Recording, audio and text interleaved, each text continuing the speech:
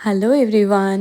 গতকাল মানে অক্ষয় তৃতীয়া ছিল যেদিন, সকাল থেকে এত বৃষ্টি হচ্ছিল যে ঘুম থেকে ওঠার পরই দেখছি চারিদিক পুরো অন্ধকার।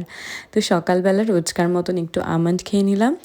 আর দেখো কত জোরে বৃষ্টি হচ্ছে, আবহাওয়া পুরো ঠান্ডা হয়ে গিয়েছিল।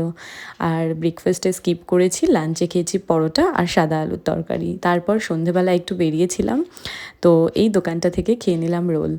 আর এই দোকানটায় জানো তো, এই যে চিকেনের আইটেমটা, এটাকে আমরা ছোটোবেলায় বাটার চিকেন বলতাম, এখনও যদিও বাটার চিকেন হিসেবেই বিক্রি হয় আর ভীষণই টেস্টি খেতে। বাটার চিকেন যদিও এরকম টাইপের হয় না, কিন্তু ছোটোবেলায় প্রচুর কিনে এই দোকানটা থেকে রুমালি রুটি দিয়ে খেয়েছি। এই দোকানটা হচ্ছে সোদপুর স্টেশনের 1 নম্বর প্ল্যাটফর্মের পাশে, লোকনাথ ফুড সেন্টার। যারা সোদপুর বা তার আশেপাশে থাকো তারা হয়তো দোকানটা চিনে থাকবে।